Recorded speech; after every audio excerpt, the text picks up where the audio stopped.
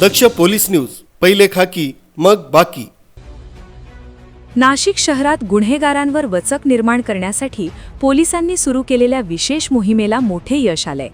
पंचवटी पोलिसांनी एका सराईत आणि तडीपार असलेल्या गुंडाला अमरधाम परिसरातून शिताफीने अटक केली आहे।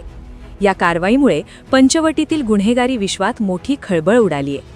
अटक करण्यात आलेल्या 19 वर्षीय आरोपीचे नाव सौरभ उर्फ सॅमसंग जयप्रकाश पोतदार असे आहे। सौरभ हा रेकॉर्डवरील गुन्हेगार असून त्याला शहरातून तडीपार करण्यात आले होते, मात्र तो शहरातच वावरत असल्याची माहिती पोलिसांना मिळाली होती। पंचवटी पोलीस ठाण्याचे गुन्हे शोध पथक पेट्रोलिंग करत असताना पोलीस अंमलदार वैभव परदेशी यांना बातमीदाराकडून माहिती मिळाली होती। तडीपार आरोपी सौरभ हा अमरधाम परिसरात येणार आहे। ही माहिती मिळताच पोलिसांनी सापळा रचला आणि त्याला ताब्यात घेतले। सुरुवातीला उडवाउडवीची उत्तरे देणाऱ्या सौरभने पोलिसी खाक्या दाखवताच जबरी चोरीच्या गुन्ह्याची कबुली दिलीये। पंचवटी पोलिसांनी केलेली ही कारवाई गुन्हेगारांसाठी एक मोठा इशारा मानला जात आहे।